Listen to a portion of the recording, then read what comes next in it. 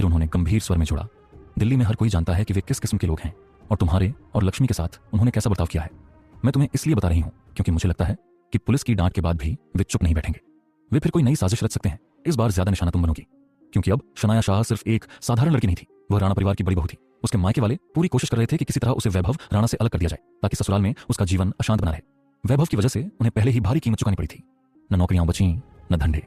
अब वे सिर्फ अपनी जमा पूंजी पर जी रहे थे। सीधे वैभव से टकराने की उनमें हिम्मत नहीं थी, इसलिए सारी भड़ास वे शनाया पर निकाल रहे थे। भले ही शनाया राणा परिवार की बहू बन चुकी थी, लेकिन खून के रिश्ते एक झटके में नहीं टूटते। वैभव चाहकर भी पूरे कुनबे को जड़ से उखाड़ नहीं सकता था, और जब तक वह कोई कठोर कदम नहीं उठाता, वे लोग इसी हिम्मत में उसे परेशान करने का हर मौका ढूंढते रहेंगे। धमकियां और चेतावनियां ऐसे लोगों पर बेअसर थीं। पुलिस भी ज्यादा कुछ नहीं कर सकती थी, क्योंकि वे खुलकर कोई गैर कानूनी काम नहीं कर रहे थे। कहावत यूं ही नहीं बनी थी, भले आदमी से बैर ठीक पर बदमाश से नहीं। और शनाया के गांव के लोग इसी दूसरे किस्म में आते थे, बेशर्म भी, चालाक भी। शनाया ने ठंडे स्वर में कहा, दादी मुझे डर नहीं लगता। अगर वे मेरे सामने आए तो मैं झाड़ू लेकर उन्हें खदेड़ दूंगी। हम उन्हें कई बार भगा चुके हैं, इसलिए अब वे आपके पास पहुंचे हैं, क्योंकि मुझसे उन्हें कुछ नहीं मिलता। अगर उन्हें यह गलत फहमी थी कि राणा परिवार शांति बनाए रखने के लिए उन्हें पैसे देगा, तो वे बुरी तरह गलत थे। दादी, शनाया ने घड़ी देखते हुए कहा, वैभव अभी घर पर है, मैं आपको सीढ़ियों तक छोड़ देती हूँ, फिर आप ऊपर चली जाइएगा, मुझे दुकान के लिए निकलना है। अरे नहीं, माया दादी ने हाथ हिलाकर कहा, तुम अपने काम पर जाओ, मुझे रास्ता मालूम है, मैं खुद संभाल लूंगी। फिर भी शनाया ने उनका सूटकेस खींचकर लिफ्ट तक पहुंचाया और वैभव को फोन कर दिया कि दादी आ गई हैं। जतिन और बाकी बॉडीगार्ड्स को देखकर ही उसने राहत की सांस ली और वहां से निकली। उसे पहली मुलाकात याद आ गई जब उसने जतिन और बाकी सुरक्षाकर्मियों को पास पड़ोस का ही समझ लिया था। स्प्रिंगफील्ड से निकलते ही शनाया को एहसास हुआ कोई उसका पीछा कर रहा था। वह घबराई नहीं। इलाके की जानकारी का फायदा उठाते हुए उसने मुख्य सड़क छोड़ दी, संकरी गलियों में मुड़ी, कभी बाएं तो कभी दाएं, और कुछ ही देर में पीछा करने वाला ओझल हो गया। उसे साफ अंदाजा था कि वे पपराजी ही थे। अब जबकि उसकी पहचान राणा परिवार की बड़ी बहू के रूप में सबके सामने थी, मीडिया का ध्यान स्वाभाविक था। फिर भी वह जानती थी वैभव की वजह से कोई खुलकर उसके पास आने की हिम्मत नहीं करता। वह मीडिया को पूरी तरह रोक नहीं सकता था, इसलिए चोरी छिपे तस्वीरें लेने की कोशिशें चलती रहती थीं। दिल्ली में हर कोई जानना चाहता था शनाया और वैभव की प्रेम कहानी कैसे शुरू हुई, वे निजी जीवन में कैसे रहते हैं। अगर किसी को उनके निजी पल कैमरे में मिल जाते तो जिज्ञासा तृप्त हो जाती। अब दिल्ली स्कूल पहुंचते ही उसने देखा जैस्मीन पहले ही दुकान खोल चुकी थी और गायत्री शर्मा भी वहां मौजूद थी। जब से शनाया शाह और वैभव राणा अलग अलग रहने लगे थे, तब से घर का माहौल भी बदला बदला सा हो गया था। गायत्री शर्मा अब रोज स्प्रिंगफील्ड आती थी, बालकनी के गमलों में पानी डालने, सूखे पत्ते हटाने और उस घर को थोड़ा सा जीवित रखने के लिए, जिसमें अब अपनापन कम और खामोशी ज्यादा बसती थी। लेकिन वह अब वहां रुकती नहीं थी। दिन ढलते ढलते वह फिर से अपनी पुरानी जगह हवेली लौट जाती थी, जहां दीवारें पुरानी थीं, पर यादें अब भी सांस लेती थीं। हाल ही में छुट्टी से लौटे सुंदर घर के पुराने भरोसेमंद केयरटेकर उनकी सुविधा के लिए एक गाड़ी का इंतजाम कर दिया था। मैडम, फर्श पहुंचते पहुंचते जैसे ही गायत्री शर्मा की नजर दरवाजे की ओर गई, उन्होंने शनाया को अंदर आते देखा और आदतन सम्मान से झुकते हुए बोली। शनाया हल्के से मुस्कुराई, लेकिन उस मुस्कान में संकोच छुपा था। गायत्री जी, मुझे पहले की तरह मिस शाह ही बुलाइए। मैडम या मिसेस सुनकर अजीब लगता है। उसकी आवाज में कोई अहंकार नहीं था, बस एक सादा सी गुजारिश। गायत्री शर्मा थोड़ी असहज हो गई। अगर राणा साहब को पता चला तो मेरा बोनस कट जाएगा, उन्होंने धीमे से कहा। शनाया ने कंधे उचका दिए। रोज रोज दोहराएंगी तो आदत हो जाएगी, कहते हुए ही वह खुद रुक गई। उसे समझ नहीं आता था कि वैभव राणा को लोगों को डराना क्यों इतना आसान लगता है, मानो बातचीत की भाषा ही धमकी हो। वह दुकान के अंदर चली गई। काउंटर के पीछे खड़ी जैस्मीन की नजर जैसे ही उस पर पड़ी, उसने उसे ऊपर से नीचे तक देखा, बिल्कुल परखती हुई। क्या हुआ, पहचान में नहीं आ रही? शनाया ने हल्की शरारत से कहा। जैस्मीन हंस पड़ी। नहीं नहीं, आज तो तुम कमाल लग रही हो, मूड भी अच्छा लग रहा है। क्या बात है, कुछ खास हुआ? शनाया ने आंखों में चमक लाते हुए कहा। हाँ, आज अचानक एक बहुत हैंडसम आदमी से टकरा गई। वैभव से भी ज्यादा अच्छा दिखता है। जैस्मीन ने अविश्वास से सिर हिलाया। यह हो ही नहीं सकता। दिल्ली में तुम्हारे पति से ज्यादा हैंडसम कोई आदमी नहीं। जगन बख्शी भी उसके सामने फीका पड़ जाता है। जगन की आदत थी जरूरत से ज्यादा टांग अड़ाने की, और यही उसकी सबसे बड़ी कमी भी थी। लेकिन जैस्मीन को यही आदत पसंद थी, क्योंकि वह खुद भी कुछ कम नहीं थी। जब दोनों साथ बैठती तो दुनिया का कोई भी विषय बातचीत से अछूता नहीं रहता। जैस्मीन ने थोड़ा गंभीर होकर पूछा, तो क्या अब तुमने वैभव राणा से सुलह कर ली? इतने दिनों बाद तुम्हारा गुस्सा कम लग रहा है। जब नाराजगी नहीं रही तो सुलह कर लो ना। जगन तो कंपनी में रोज रोज के सिरदर्द से टूटने ही वाला है। वह हंसते हंसते बोली, सुना है राणा साहब ऑफिस में सबको इतना परेशान कर देते हैं कि लोग रोते रोते घर जाते हैं। शनाया ने उदासीन सी मुस्कान के साथ कहा। वो खुद को भी उतना ही नुकसान पहुंचाते हैं और दूसरों को भी। उसने यह नहीं बताया कि कल रात ही वह उसे डॉक्टर के पास ले गई थी। उसकी गैस्ट्राइटिस फिर से बढ़ गई थी। कुछ बातें दोस्ती में भी अनकही ही रह जाती हैं। थोड़ी देर बाद जैस्मीन ने विषय बदलते हुए पूछा, वैसे लक्ष्मी की दुकान कब खुल रही है? मैंने फैमिली ग्रुप में सबको बोल दिया है कि ओपनिंग डे पर जरूर जाए। शनाया का मन कृतज्ञता से भर गया। ऐसी दोस्त मिलना किस्मत की बात होती है, और जैस्मीन उसके जीवन की वही नेमत थी। अगले सोमवार को शनाया ने समझाते हुए कहा, लक्ष्मी ने जानबूझकर वही दिन चुना है। उसका टारगेट लोकल ऑफिस जाने वाले लोग हैं। वीकेंड की भाग दौड़ के बाद सोमवार को ज्यादातर लोग नाश्ता बनाना नहीं चाहते, तो बाहर खाना पसंद करते हैं।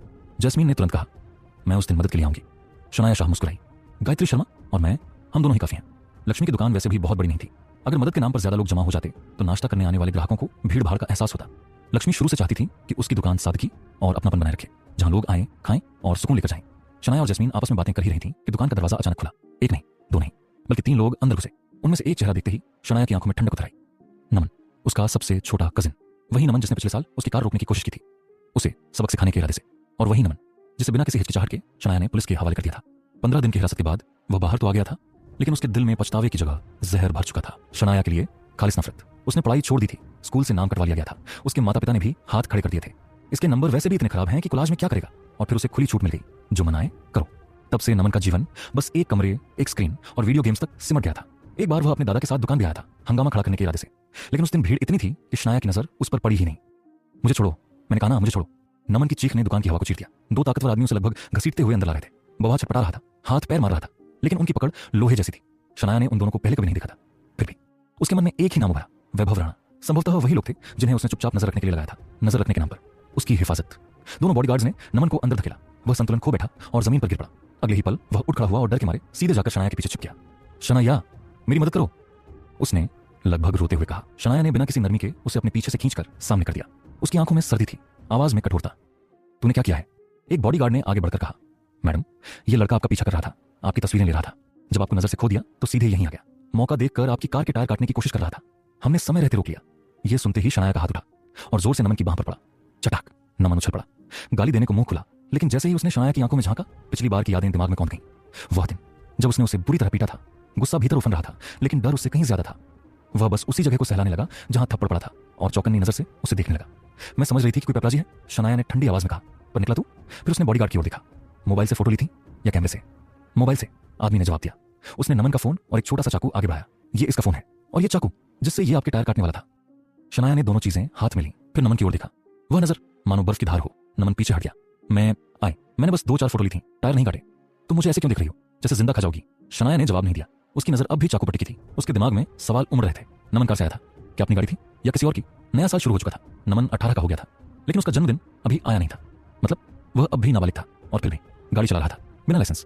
और इसकी हिम्मत तो देखो, परिवार ने उसे इतना बिगाड़ दिया था कि उसे डर नाम की चीज का मतलब ही नहीं पता था। तभी नमन को जैसे अचानक होश आया। वह तेजी से शनाया के पीछे पीछे भागा। शनाया, मतलब सुनो, मेरी कार के टायर मत काटना। ये कार मैंने अंकुश से उधार ली है। उसने कहा है अगर जरा भी नुकसान हुआ तो वो मुझे दोबारा कभी गाड़ी नहीं देगा। अंकुश की कार एक लग्जरी गाड़ी थी। भले ही वैभव ने एक बार उसकी कार को ठुकवा दिया था, लेकिन आखिरकार लाखों की खर्च के बाद कार वापस सड़क पर चलने लायक हो गई थी। असल में सब चाहते थे कि नमन ही शनाया का पीछा करे, और नमन ने भी यही सोचकर अंकुश से गाड़ी मांगी थी, महंगी कार का लालच देकर, वरना वह कभी इसके लिए राजी नहीं होता। उसे क्या पता था कि इसका अंजाम फिर से पिटाई होगा। उनमें से किसी ने भी कभी शनाया से हाथ नहीं आजमाया था। उन्हें उसके लड़ने के हुनर का अंदाजा ही नहीं था। और नमन को अब जाकर समझ आया, उसे इसलिए आगे किया गया था क्योंकि वह अब भी कानून की नजर में बच्चा था। लेकिन वह यह नहीं जानता था कि कुछ लोग उम्र से नहीं, अपने कर्मों से बड़े या छोटे साबित होते हैं। इसी कारण अचानक शनाया के होठों पर एक मुस्कान आ गई। अब लाती हो पूरे शाह परिवार को रास्ते पे। आखिर क्या करेगी अब शनाया, जानने के लिए बनी।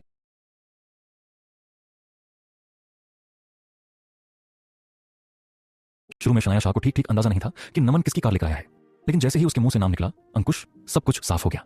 आखिर इतने सारे कजिन्स में सबसे शानदार, सबसे महंगी कार अगर किसी की थी तो वह अंकुश की ही थी। शनाया बिना कोई हड़बड़ी दिखाए उस कार की ओर बढ़ी। उसके हाथ में छोटा सा चाकू अब भी था। एक पल के लिए नमन को लगा शायद वह सिर्फ डराने के लिए आई है, लेकिन अगले ही पल फटाक फटाक फटाक फटाक चारों टायरों पर एक एक करवार हुआ। हवा तेज आवाज के साथ बाहर निकली। कुछ ही सेकंड में चारों टायर पिचककर जमीन से चिपक गए। कार बेबस अपंग सी खड़ी रह गई। अरे नहीं नहीं, नमन की हालत बिगड़ गई। वह सिर पकड़कर टायरों को घूरने लगा। मैं उसके लिए नए टायर नहीं खरीद सकता। उसकी आवाज कांप रही थी। शनाया, ये तुमने क्या किया? फिर वह लगभग चीख पड़ा। तुम्हें इसके पैसे देने होंगे। शनाया ने उसकी ओर देखा। वह नजर इतनी ठंडी थी कि नमन के शब्द वहीं जमकर रह गए। शनाया एक कदम आगे बढ़ी। चाकू अब भी उसकी उंगलियों के बीच था। नमन का गला सूख गया। वह कुछ कहने ही वाला था कि शनाया ने चाकू की नोक से हल्के से उसके गाल को थपथपाया। बस हल्का सा स्पर्श, लेकिन उसी पल नमन की सांस रुक गई, आंखें फैल गईं, पूरा शरीर अकड़ गया। उसे लगा अगर यह औरत चाहे तो एक ही पल में उसका चेहरा बिगाड़ सकती है, और वह अभी शादीशुदा भी नहीं था। यह सब किसका आइडिया था? शनाया की आवाज धीमी थी, लेकिन हर शब्द हथौड़े की तरह लग रहा था। कौन सा आइडिया? नमन हकलाया। मेरा पीछा करना, मेरी तस्वीरें लेना, मेरी कार के टायर काटना। उसकी आंखें सीधे उसकी रूह में उतर रही थी। यह सब किसने सोचा था, और मकसद क्या था? क्या वे तस्वीरें मीडिया को बेचने वाले थे, या बात उससे भी आगे की थी? शनाया को यकीन था मामला इतना सीधा नहीं है। मैं बस तुमसे बदला लेना चाहता था, नमन ने सिर झुकाकर कहा। कोई और वजह नहीं है। वो डर के मारे सच नहीं बता पाया। वह कैसे कहता कि पूरा परिवार उसके खिलाफ साजिशें रच रहा था। सबका मानना था कि आज उनकी जो हालत है वह शनाया और उसके पति वैभव राणा की वजह से है। उन्होंने बार बार राणा परिवार को तंग किया, लेकिन बदले में एक पैसा नहीं मिला। दादा शाह ने तो बरसों पहले मर चुके अपने बेटे को कोस डाला था, यह कहकर कि उसने 2 एहसान फरामोश बेटियां पाली। शनाया इतनी अमीर, इतनी ताकतवर होकर भी अपने ही खानदान की मदद नहीं करती। उल्टा उसके कजिन्स की नौकरियां चली गईं, जिंदगी उलट पलट हो गई। दादा तो यह भी कहते थे कि शनाया ने खुद अमीर घर में शादी कर ली, लेकिन अपनी बहनों के लिए एक अच्छा रिश्ता तक नहीं सोचा। अगर मेरी कोई पोती राणा परिवार में ब्याह जाए, दादा अकड़ कर कहते, तो मैं उनका समधी बनूंगा, इज्जतदार मेहमान। बस इस ख्याल से सबका सीना गर्व से भर जाता था। यहीं से अंकुश के दिमाग में एक जहरीला विचार जमा। उसने गौर किया था उसकी छोटी बहन हर्षिता उम्र में शनाया के काफी करीब है। हर्षिता अपने पिता चंदन शाह पर गई थी। कहा जाता था कि चंदन का चेहरा काफी हद तक शनाया के पिता संगम से मिलता जुलता था और शनाया भी ज्यादातर अपने पिता पर ही गई थी। यानी हर्षिता और शनाया में कुछ शारीरिक समानताएं थीं। अंकुश ने सुझाव दिया, हर्षिता प्लास्टिक सर्जरी करवाए, अपना चेहरा शनाया जैसा बना ले, फिर शनाया को अगवा कर किसी दूर जंगल में छोड़ दिया जाए जहां से वह कभी लौट न सके। उसके बाद हर्षिता शनाया बनकर राणा परिवार की बड़ी बहू बन जाए। अंकुश का मानना था अगर राणा परिवार की सबसे बड़ी बहू उनकी अपनी हुई तो वह अपने मायके का पूरा साथ देगी। हैरानी की बात यह थी कि सबने इस योजना पर हामी भर दी। नमन चुपचाप शनाया को देख रहा था। उसके मन में एक ही बात घूम रही थी। अंकुश ने एक बहुत बड़ी बात नजरअंदाज कर दी है। मान लिया हर्षिता का चेहरा सर्जरी से शनाया जैसा बन जाए, मान लिया वह उसकी चाल ढाल बोल चाल भी सीख ले, लेकिन शनाया किक बॉक्सिंग जानती है और हर्षिता जिसे जिंदगी भर हाथों पर पाला गया, जो एक बाल्टी पानी तक ठीक से नहीं उठा सकती। लड़ाई तो दूर की बात है, क्या सच में अंकुश की योजना कामयाब होगी? हर्षिता की सर्जरी हो चुकी थी, लेकिन नमन ने उसे बाद में देखा नहीं था। उसे नहीं पता था वह अब सच में शनाया जैसी दिखती भी है या नहीं। बस इतना तय था, अगर यह खेल शुरू हुआ तो अंजाम खूनी भी हो सकता है। शनाया शाह की आवाज में इस बार कोई नरमी नहीं थी, वह ठंडी, धारदार और डर पैदा करने वाली थी। नमन शाह, तुम्हें पता है मैं कौन हूं, है ना? उसकी आंखें सीधे नमन की आंखों में उतर आईं। अगर तुमने मुंह नहीं खोला तो मैं तुम्हारे चेहरे पर 2-4 निशान बना दूंगी। वैसे ही इन एक्ने की वजह से तुम्हारा चेहरा कोई खास नहीं है, ऊपर से अगर चाकू के कट लग गए तो और भी भयानक दिखोगे। शायद जिंदगी भर अकेले ही मरोगे, कोई लड़की तुम्हें शादी के लायक भी नहीं समझेगी। नमन का चेहरा एकदम सफेद पड़ गया, उसके होंठ कांपने लगे। मैं नहीं बता सकता। उसकी आवाज गले में अटक गई। बस उसी पल शनाया समझ गई मामला छोटा नहीं है। उसके रिश्तेदार वाकई किसी बड़ी साजिश में लगे हुए हैं। उसने बिना पीछे देखे कहा, इसे अंदर ले आओ, आज मैं अपने इस छोटे कजिन की अच्छी तरह देखभाल करूंगी। नहीं रुको, नमन घबरा गया। मैं खुद अंदर चलूंगा, इन्हें मुझे छूने मत देना, ये बहुत रफ है। यह कहते हुए वह लगभग दौड़ता हुआ शनाया के पीछे दुकान में घुस गया। उसे अच्छे से पता था अगर उसने जरा भी नखरा दिखाया तो शनाया बिना सोचे समझे उसकी हड्डियां सीधी कर देगी। दुकान के अंदर आते ही नमन ने फुर्ती दिखाते हुए एक स्टूल खींचकर शनाया के लिए रख दिया और जल्दी से उसे पानी का गिलास भी थमा दिया। अब बोलो, शनाया ने शांति से कहा, लेकिन उसकी मुट्ठियां भिंची हुई थीं। तुम्हें मेरा पीछा करने क्यों कहा गया? तुम चुप रह सकते हो, लेकिन तुम्हें मेरी हैसियत पता है। एक इशारा करूंगी और तुम्हारी पूरी योजना खुद ब खुद सामने आ जाएगी। वह पल भर रुकी, फिर छोड़ा, हाँ अगर सच बता दोगे तो घर जाने के लिए टैक्सी के पैसे मैं दे दूंगी। नमन स्तब्ध रह गया। क्या उसे सच में उससे किराया दिलवाने की नौबत आ गई थी? तो शनाया की आवाज और ठंडी हो गई। बोलोगे या नहीं? उसकी मुट्ठियां और कस गईं। मतलब साफ था, ऐसा मत करो। नमन घबरा गया। मैं बोलूंगा, शांति से बात करते हैं, ठीक है? फिर उसने जल्दी कहा, उन्होंने मुझसे कहा था कि तुम्हारा पीछा करूं, चुपके से तुम्हारी तस्वीरें खींचूं और हर्षिता को दिखाऊं ताकि वह तुम्हारे बोलने चलने और व्यवहार की नकल कर सके। शनाया की गहरी आकर्षक आंखों में एक अजीब सी चमक उभरी। पास खड़ी जैस्मीन और गायत्री शर्मा ने एक दूसरे की ओर देखा। दोनों समझ चुकी थीं कि शाह परिवार किस दिशा में सोच रहा है। और शनाया ने उदासीनता से पूछा। नमन ने सिर हिला दिया। बस इतना ही, मैं सबसे छोटा हूं, वे मुझे कभी पूरी बातें नहीं बताते, जरूरत पड़ने पर बस थोड़ा सा इस्तेमाल करते हैं। मुझे सच में और कुछ नहीं पता। शनाया ने उस पर जोर नहीं डाला। उसने नमन का फोन उसकी ओर बढ़ाया। नमन ने राहत की सांस ली और झट से फोन पकड़ लिया। वह धन्यवाद कहने ही वाला था कि शनाया की आवाज फिर गूंजी। फोन में ली गई सारी तस्वीरें अभी इसी वक्त डिलीट करो। नमन सन्न रह गया। एक भी फोटो नहीं बचनी चाहिए, शनाया ने ठंडे लहजे में कहा।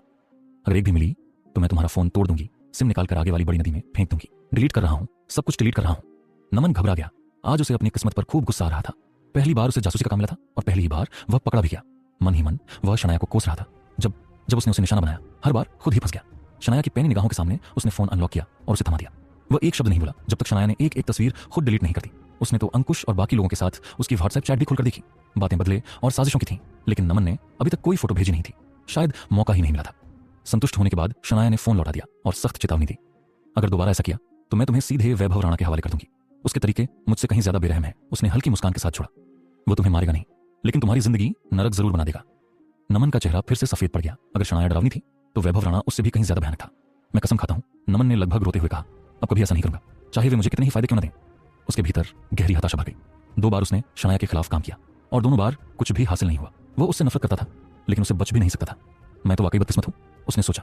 काश उसे लक्ष्मी का पीछा करने भेजा गया होता, कम से कम उसकी तस्वीरें खींचने में इतनी मार तो नहीं पड़ती। पर बूढ़े शाह और उनके जैसे लोगों की नजरों में लक्ष्मी की कोई खास कीमत नहीं थी। कम से कम शनाया शाह के सामने तो बिल्कुल नहीं। एक तरफ लक्ष्मी थी, तलाकशुदा अकेली मां, जिसके साथ एक छोटा सा बच्चा और जिंदगी का बोझ था, और दूसरी तरफ शनाया, राणा परिवार की बड़ी बहू, दिल्ली के सबसे अमीर और ताकतवर घराने की बहू। यह फर्क तो 3 साल का बच्चा भी समझ सकता था कि किसे ज्यादा कीमती माना जाएगा। निकल यहां से। शनाया की आवाज सख्त थी। नमन हकलाया, मेरा किराया। लेकिन जैसे ही शनाया ने उसे घूरा, नमन की हिम्मत टूट गई। वह बिना एक शब्द बोले दुकान से बाहर भाग गया। उस पल उसे एहसास हुआ, शनाया ने उससे झूठ बोला था। उसने कहा था टैक्सी के पैसे देगी, लेकिन एक पैसा भी नहीं दिया। धोखा दिया उसने। नमन मन ही मन बड़बड़ाता रहा। ऐसी कजन भी कोई होती है? गुस्से और बेइज्जती से भरा वह सीधे अंकुश के किराए के घर पहुंचा। जहां तक अंकुश की लग्जरी कार का सवाल था, वह उसे वापस नहीं ला सका। चारों टायर फटे हुए थे। कार वहीं शनाया की दुकान के सामने खड़ी रह गई थी। कम से कम चाबियां तो ले आया था। इतना सोचकर उसने खुद को तसल्ली दी। लेकिन जब अंकुश को पता चला कि उसका छोटा कजिन सिर्फ नाकाम रहा, बल्कि उसकी कार भी वहीं छोड़ाया, तो उसका गुस्सा फूट पड़ा। उसने नमन को जोर से लात मारी और चिल्लाया, डर गया तो डर गया, कम से कम कार तो साथ लिया था, सिर्फ चाबियां लेकर लौटाया, कार वहीं छोड़ दी। नमन दर्द से कराह उठा, लेकिन पलटकर कुछ कहने की हिम्मत नहीं हुई। मैं क्या करता भैया, उसने डरते हुए कहा। शनाया ने आपके टायर काट दिए। मैंने रोकने की कोशिश की थी लेकिन वो बहुत तेज थी, मैं पकड़ ही नहीं पाया। अंकुश का चेहरा उतर गया। उसने मेरे टायर काट दिए? उसकी आवाज में दर्द था। कितने? नमन ने 4 उंगलियां दिखा दी। 4? अंकुश लगभग चीख पड़ा। एक टायर बदलने में ही कितना खर्च आता है और उसने 4 काट दिए? उसका खून खौल उठा। फिर अचानक उसे कुछ याद आया। नमन, तुमने उसे हमारे प्लान के बारे में कुछ तो नहीं बताया है ना? नमन ने तुरंत सिर हिलाया। नहीं, मैंने कुछ नहीं बताया। यह सच था। उसने पूरी साजिश नहीं बताई थी, सिर्फ तस्वीरें लेने वाली बात ही कही थी। अंकुश ने राहत की सांस ली। अच्छा है, वह धीमी आवाज में बोला। यह प्लान सिर्फ हमारे बीच रहना चाहिए। अगर शनाया या उसका पति वैभव राणा जरा भी सतर्क हो गए तो सब बर्बाद हो जाएगा। नमन ने तेजी से सिर हिलाया। समझ गया भैया, मैंने उससे कुछ नहीं कहा। फिर अंकुश की नजर फिर से उसकी कार की तरफ गई, या यूं कहें उस कार की याद की तरफ। मेरी कार का क्या होगा? उसका दिल बैठ गया। 4 टायर बदलवाने में काफी पैसा लगने वाला था। पहले होता तो वह इतना नहीं सोचता, लेकिन अब हालात बदल चुके थे। 1 साल में करोड़ों कमाने वाली नौकरी जा चुकी थी। हालांकि बचत अभी थी, लेकिन हर खर्च सोच समझ कर करना पड़ता था। घर का पूरा बोझ उसी पर था। पत्नी, माता पिता सब उसी के सहारे थे। ऊपर से उसकी पत्नी नए नए गर्भवती थी। इसी वजह से उसने उसे मायके भेज दिया था ताकि इन तनावों से दूर रहे। यही कारण था कि शनाया को वह कहीं नजर नहीं आई थी। अंकुश की आंखों में जहर खुलने लगा। शनाया शाह, उसने दांत पीसते हुए कहा, इंतजार करो, एक दिन ऐसा आएगा जब हम तुम्हें रोते हुए देखेंगे। अगर उनका प्लान कामयाब हो गया तो शनाया के पास कुछ नहीं बचेगा। घने जंगल में भूखी प्यासी अकेली छोड़ दी जाएगी वह, और तब उसकी बहन राणा परिवार की बड़ी बहू बनेगी। यह ख्याल ही अंकुश के चेहरे पर एक विकृत मुस्कान ले आया। कितना खूबसूरत सपना है। उधर दूसरी तरफ एक आदमी फोन पर था और उसे कोई कुछ खबर दे रहा था, जिसे सुनते ही वो शख्स जोर जोर से हंसना शुरू कर दिया। वाह, बेवकूफी की भी हद होती है। अब क्या करेगी शनाया? जानने के लिए नमन के भागते ही दुकान में कुछ पल के लिए अजीब सी खामोशी छा गई। जस्मीन ने चिंतित नजरों से अपनी दोस्त की ओर देखा और धीमी आवाज में बोली, शानू, मुझे ठीक नहीं लग रहा। वो लोग शायद तुम्हें हटाकर किसी और को तुम्हारी जगह बैठाने की साजिश रच रहे हैं। शनाया शाह ने काउंटर के पीछे रखी कुर्सी पर बैठते हुए हल्की सी ठंडी सांस ली। उसकी आंखों में थकान भी थी और एक पुरानी जमी हुई कड़वाहट भी। शायद नहीं जैस्मीन, वह शांत लेकिन सख्त स्वर में बोली, वो लोग साजिश कर ही रहे हैं। उसने कैश रजिस्टर के पास बैठते हुए अपनी आंखें बंद कर लीं, जैसे बीते बरसों की सारी यादें एक साथ उमड़ आई हों। वह और लक्ष्मी, दोनों बहनें, सच में बदकिस्मत थीं कि उसी परिवार में जन्म लेना पड़ा। खून का रिश्ता होने के बावजूद उन लोगों की सोच इतनी गंदी कैसे हो सकती थी? यह समझ से परे था। जस्मीन ने हिचकते हुए पूछा, नमन, जिस हर्षिता का नाम ले रहा था, वो तुमसे बड़ी है या छोटी? हम दोनों हम उम्र हैं, शनाया ने जवाब दिया। बस मैं उससे 1 हफ्ता बड़ी हूं। 1 हफ्ता? सिर्फ 1 हफ्ता? शनाया के जहन में अपनी उस चचेरी बहन की धुंधली सी तस्वीर उभरी। 10 साल से भी ज्यादा हो गए थे उसे देखे हुए। चेहरे की रेखाएं, आवाज, हंसी, सब कुछ धुंधला। उसे बस इतना याद था कि बचपन में जब उनके माता पिता जिंदा थे, दोनों एक ही स्कूल और एक ही क्लास में पढ़ती थीं। कई लोग कहते थे कि वे दोनों दिखने में काफी मिलती जुलती हैं, लेकिन सिर्फ थोड़ा सा। तो क्या हर्षिता सच में यह सोच सकती है कि वह उसकी जगह ले सकती है? क्या वो लोग वैभव राणा को इतना मूर्ख समझते हैं? या फिर शनाया की आंखें अचानक खुली। अगर उसने प्लास्टिक सर्जरी करवाई हो तो? हर्षिता शाह, उसने नाम दोहराया जैसे उसे जोर देकर याद रखना चाहती हो। मैं दोपहर में राणा कॉर्पोरेशन जाऊंगी, शनाया ने निर्णयात्मक स्वर में कहा। यह मामला वैभव को ही संभालना होगा। हो सकता है अब तक हर्षिता का चेहरा बदल चुका हो। उसे भरोसा था कि वैभव धोखा नहीं खाएगा। फिर भी वह यह सोचकर सिहर गई कि कोई और औरत, वो भी उसकी अपनी चचेरी बहन, उसी के चेहरे के साथ दुनिया में घूमे। यह सोच ही घिनौनी थी। मैं उसे सर्जरी से रोक नहीं सकती, उसने धीरे से कहा, लेकिन वैभव इस गंदे खेल को जरूर रोकेगा। अब जब शाह परिवार ने उन्हें निशाना बना लिया था तो पति पत्नी को एक साथ खड़ा होना ही होगा। ये लोग कितने नीच हैं। जस्मीन का स्वर कांप उठा। इतनी बेरहमी से ऐसी योजना बनाना, किसी की पहचान छीन लेना। शनाया के होंठों पर कड़वी मुस्कान आई। मुझे हैरानी नहीं है, जिस दिन दादा ने उन्हें हमारे सिर पर बिठाया और पैसे मांगने भेजा था, उसी दिन समझ गई थी ये लोग कभी रुकने वाले नहीं। पैसे दे भी देती तो भी लालच कम नहीं होता, और मैं उन्हें 1 रुपया भी नहीं देने वाली। यही वजह थी कि उन्होंने दूसरा रास्ता चुना, और ज्यादा गंदा, ज्यादा खतरनाक। वैभव इसमें नहीं फंसेगा, गायत्री शर्मा ने विश्वास से कहा। चेहरा पहचान में आ सकता है, लेकिन इंसान का मन नहीं। हर्षिता चाहे जितनी नकल कर ले, तुम्हारे शब्द, तुम्हारा स्वभाव सब नकल नहीं हो सकता। ऊपर से शनाया को किकबॉक्सिंग आती थी। वैभव के लिए एक छोटा सा इम्तिहान ही काफी था, सच्चाई जानने के लिए। फिर भी शनाया ने दृढ़ता से कहा, यह साजिश यहीं रुकनी चाहिए। मैं अपनी शक्ल किसी और के चेहरे पर नहीं देखना चाहती, खासकर अपनी ही रिश्तेदार के। उस पल दिल्ली में वैभव राणा को जरा सा भी अंदाजा नहीं था कि शाह परिवार उसके और उसकी पत्नी के खिलाफ इतनी घिनौनी चाल चल रहा है। वो आदमी जिद करके पूरी रात शनाया के बिस्तर पर ही सोया था। सुबह उठा तो पत्नी के हाथ का बनाया नाश्ता खाया। हर निवाले में एक अजीब सी तसल्ली थी। भले ही उसे ताने सुनने पड़े हों, दिल फिर भी भरा भरा था। माया दादी के दोबारा घर में तीसरा पहिया बनने से भी उसे कोई शिकायत नहीं हुई। उल्टा वह उनके साथ दफ्तर तक आ गया। माया दादी ऑफिस पहुंचते ही काम में दखल देने के बजाय पूरे ऑफिस में घूमने लगी। साधारण कपड़ों में थी। गनीमत यह रही कि सब उन्हें पहचानते थे, वरना कोई उन्हें सफाई कर्मी ही समझ बैठता। कुछ देर बाद वह कबीर के केबिन के बाहर रुकी। सेक्रेटरी कुछ कह पाती उससे पहले ही दादी ने दरवाजा खोल दिया। दरवाजे की हल्की सी आवाज हुई। कबीर ने सिर उठाया और अपनी दादी को देखते ही पेन रख दिया। वह तुरंत कुर्सी से उठा, मेज के चारों ओर घूमकर उनके पास आया और सम्मान से बोला, दादी, आज अचानक यहाँ आने का क्या कारण है? माया दादी ने कबीर का हाथ झटक दिया, जो सहारे के लिए आगे बढ़ा था। उनकी आंखों में वही पुरानी चमक थी जो उम्र को खुली चुनौती देती थी। इतनी भी कमजोर नहीं हुई हूं, वह हल्के तंज के साथ बोली। जब तक तुम सबकी शादी न देख लूं और गोद में बच्चे न उठा लूं, तब तक मरने का तो सवाल ही नहीं। कबीर मुस्कुराया। शरारत उसकी आवाज में साफ झलक रही थी। फिर तो मैं न शादी करूंगा, न बच्चे पैदा करूंगा, आपको 200 साल तक जिंदा रखूंगा दादी। माया दादी ने हंसते हुए उसके हाथ पर हल्की सी चपत लगाई। नालायक। फिर अचानक उनका स्वर गंभीर हो गया। आज मैं तुम्हारे बड़े भाई वैभव के साथ ऑफिस इसलिए आई हूं कि तुम्हारी शादी की बात करनी है। कबीर एक पल को सन्न रह गया। क्या अब भी भागने का कोई रास्ता था? नहीं, बिल्कुल नहीं। उसने तुरंत दादी को सोफे तक पहुंचाया, फिर उनके सामने घुटनों के बल बैठकर उनके पैर दबाने लगा। उत्सुकता और घबराहट दोनों साथ थीं। तो दादी, उसने सावधानी से पूछा, कौन है वो? क्या मैं उसे जानता हूँ? क्या वो वहीं आसमान से गिरी हुई लड़की है? उसे पता था पिछले कुछ समय से माया दादी की नजर उसी पर टिकी हुई थी। घर के बड़े बेटे की शादी हो चुकी थी, अब नंबर उसका ही था। दादी, एक बात पहले ही साफ कर दूं, कबीर ने जल्दी से कहा, मैं किसी अजनबी से जबरदस्ती शादी नहीं करूंगा। आप फिर से जमीन पर लेटकर बीमार बनने वाला नाटक मत कीजिएगा, जैसे आपने वैभव के साथ किया था, ताकि मैं किसी की जान बचाने के बदले शादी कर लूं। माया दादी के होंठों पर हल्की मुस्कान तैर गई। वो हथकंडा मैंने वैभव के लिए इस्तेमाल किया था। उन्होंने निश्चिंत स्वर में कहा, तुम्हारे साथ दोबारा नहीं करूंगी, फिक्र मत करो। तो फिर वो है कौन? कबीर ने हार मानते हुए पूछा। ओह, तो अब जिज्ञासा जाग गई? दादी ने आंखें तरेरी। जागेगी ही, वहां सा आपकी पसंद है दादी, जानना तो बनता है कि किस लड़की ने आपकी नजर पकड़ ली। सच कहें तो कबीर आज भी नहीं समझ पाया था कि माया दादी ने शनाया शाह को राणा परिवार की बड़ी बहू क्यों चुना। यही मौका था पूछने का। माया दादी ने शांत स्वर में कहा, उस समय मेरी तबीयत सच में खराब थी और शनाया ने मेरी जान बचाई थी। ये मत समझना कि मैं कोई बीमा घोटाला रच रही थी। फिर थोड़ी देर रुककर बोली, हाँ मुझे शनाया पसंद थी, लेकिन मैंने वैभव की शादी उससे जिद करके इसलिए करवाई क्योंकि एक ज्योतिषी ने कहा था वैभव और शनाया का साथ किस्मत में लिखा है। कबीर चौंक गया, लेकिन खुद को संभालते हुए बोला, दादी ये ज्योतिषी कहां से आया? क्या वो सच में इतना महान है? हर सच्चा ज्योतिषी ये बता सकता है कि दो लोग शादी के लिए बने हैं या नहीं। माया दादी ने रहस्यमयी ढंग से कहा और उसका नाम बताए बिना ही बात टाल दी। फिर उन्होंने अचानक कहा, जरा मुझे पानी का एक गिलास ला दो। अभी लाया। कबीर फुर्ती से उठा और गुनगुना पानी ले आया। माया दादी ने 2 घूंट लिए, फिर अपने पर्स से 2 तस्वीरें निकाली और कबीर की ओर बढ़ाते हुए बोली, इन दोनों में से किसी एक को चुन लो। 1 साल का समय है तुम्हारे पास, मकसद पूरा करना है, और अगर 1 साल बाद भी बात नहीं बनी तो? कबीर ने झिझकते हुए पूछा, तो घर छोड़ देना। दादी ने बिल्कुल सहजता से कहा, जब मकसद पूरा कर लोगे तब लौटाना। कबीर की बोलती बंद हो गई। दादी ये तो बहुत ज्यादा सख्ती है, हम आपके पोते हैं। पोते और वो भी किसी काम के नहीं, माया दादी ने बेरुखी से कहा।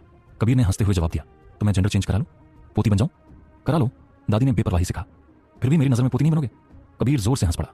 मजाक कर रहा था दादी, ऐसा कोई शौक नहीं है मुझे। उसने तस्वीरें उठाई और ध्यान से देखने लगा। अगले ही पल उसकी आंखें फैल गईं। वह एक तस्वीर की ओर इशारा करते हुए बोला, दादी क्या आप सच में मेरे लिए पत्नी ढूंढ रही हैं? मुझे तो लग रहा है आप मेरे लिए भाई खोज रही हैं। एक तस्वीर में बेहद हैंडसम आदमी था। माया दादी ने आंखें घुमाई। तुमने मुंबई की बंसल ग्रुप की प्रेसिडेंट कृष बंसल का नाम सुना है? उन्होंने समझाते हुए कहा, वो औरत है लेकिन दिखती बिल्कुल मर्द जैसी है। अगर उसकी शादी तय ना होती और वो गर्भवती ना होती तो लोग आज भी यही समझते कि वो असल में एक आदमी है। कबीर तस्वीर को देखता रह गया और पहली बार उसे एहसास हुआ कि माया दादी का मिशन शादी इतना आसान होने वाला नहीं था। कबीर ने तस्वीर में मौजूद उस बेहद हैंडसम चेहरे की ओर उंगली उठाई। तो ये लड़की है? माया दादी ने सिर हिलाया। हाँ, उसका एक जुड़वा भाई है, भाई बहन, लेकिन शक्ल सूरत एक सी। फर्क बस इतना है कि परिवार ने उसे बचपन से ही बेटे की तरह पाला। उसी वजह से उसका उठना बैठना बोलना चलना सब मर्दों जैसा है। बाहर की दुनिया तो आज भी उसे परिवार का सबसे बड़ा बेटा ही समझती है। कबीर की भौहें सिकुड़ गईं। लेकिन आपको कैसे पता चला कि वो असल में औरत है? कृष बंसल का नाम कबीर ने पहले भी सुना था, उसकी तस्वीरें भी देखी थीं। पहली नजर में कृष थोड़ी मर्दाना लगती थी, लेकिन वो किसी बनावटी कोशिश की वजह से नहीं था। उसका पहनावा थोड़ा एंड्रोजनस था और उसकी ताकत, रुतबा और सख्त छवि लोगों को भ्रमित कर देती थी। मगर इस तस्वीर में जो शख्स था वो अलग था। ये सिर्फ पावर या ड्रेसिंग का असर नहीं था, इसे तो बाकायदा मर्द की तरह ढाला गया था। घनी भौहें, बड़ी तीखी आंखें, चेहरे पर ठंडा सा सख्त भाव। सूट में खड़ी लंबी कदकाठी देखकर कोई भी यही माने कि सामने एक आदमी है। कबीर ने तस्वीर पलटी और पीछे लिखी जानकारी पढ़ने लगा। करिश्मा बंसल, उम्र 28 वर्ष, मुंबई स्थित बंसल एंटरप्राइज के चेयरमैन का सबसे बड़ा बेटा, वर्तमान में बंसल एंटरप्राइज की प्रेसिडेंट, काम में बेहद कुशल, कम बोलने वाली, शौक बास्केटबॉल खेलना, घुड़सवारी। कबीर ने नजर उठाकर दादी को देखा। दादी बस इतनी सी जानकारी? हाँ, माया दादी ने शांति से कहा, इतनी काफी है। नाम, उम्र और वो कहाँ रहती है, बस यही जानना जरूरी है। बाकी सब जानना है तो खुद मेहनत करनी पड़ेगी। इतना कहकर माया दादी ने करिश्मा की तस्वीर कबीर के हाथ से वापस ले ली। ये तुम्हारे लिए नहीं है, ये करण के लिए है। करिश्मा कम बोलती है, काम से अपनी बात कहती है, करण उसके लिए ज्यादा सही रहेगा। कबीर थोड़ा सा चौंका। करण तो बहुत बोलता है, उसने हंसते हुए कहा, फिर खुद ही जोड़ दिया, दादी मैं भी बातचीत में कम नहीं हूं। माया दादी ने उसे ऊपर से नीचे तक देखा। करण से तुलना कर सकते हो? कबीर चुप हो गया। इसमें कोई शक नहीं था, सारे भाइयों में करण सबसे ज्यादा बोलने वाला, सबसे तेज दिमाग वाला था। तो माया दादी ने सीधा सवाल किया, करिश्मा में कोई दिलचस्पी है? कबीर ने सिर हिला दिया, नहीं, अगर वो करण के लिए है तो मैं फिलहाल दूसरे विकल्प देखूंगा। इतना कहकर उसने दूसरी तस्वीर उठाई और गौर से देखने लगा। यह तस्वीर साफ तौर पर एक लड़की की थी, हालांकि उसकी आंखों पर बड़ा सा सनग्लास चढ़ा था जिससे उसकी नजरें छुपी हुई थीं। छोटा सा चेहरा और उस पर भी ओवरसाइज चश्मा, चेहरा और भी नाजुक लग रहा था। बावजूद इसके उसकी बनावट में एक अलग सी कोमलता साफ झलक रही थी। कबीर ने तस्वीर पलटी। रिया मृणाल, उम्र 26 वर्ष, दिल्ली की मृणाल एंटरप्राइज के प्रेसिडेंट की भतीजी और सौतेली बेटी। पिता की कम उम्र में मृत्यु के बाद मां ने अपने देवर से विवाह कर लिया। इस तरह वह उनकी सौतेली बेटी भी बनी और भतीजी भी। कबीर ने चौंक कर कहा, दादी क्या रिया अंधी नहीं है?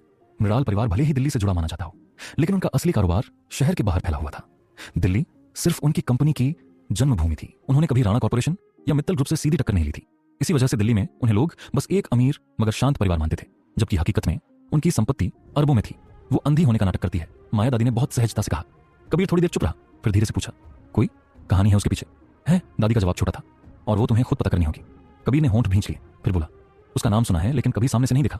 जो लोग अंधे होते हैं वो आमतौर पर बहुत सतर्क रहते हैं, उसके करीब जाना आसान नहीं होगा। मैंने कहा ना, वो अंधी नहीं है। माया दादी ने दोहराया। तस्वीर दिखा दी है, अब तुम्हें पता है वो कैसी दिखती है।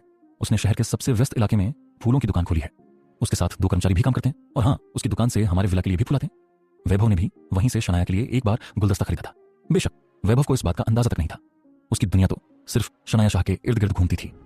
कबीर ने तस्वीर को फिर से देखा, फिर दादी की ओर देखा। दादी, क्या इसके अलावा भी कोई तस्वीर है? पर माया दादी उसे घूरने लगी। क्या अब कबीर दिल जीत पाएगा? जानने के लिए बने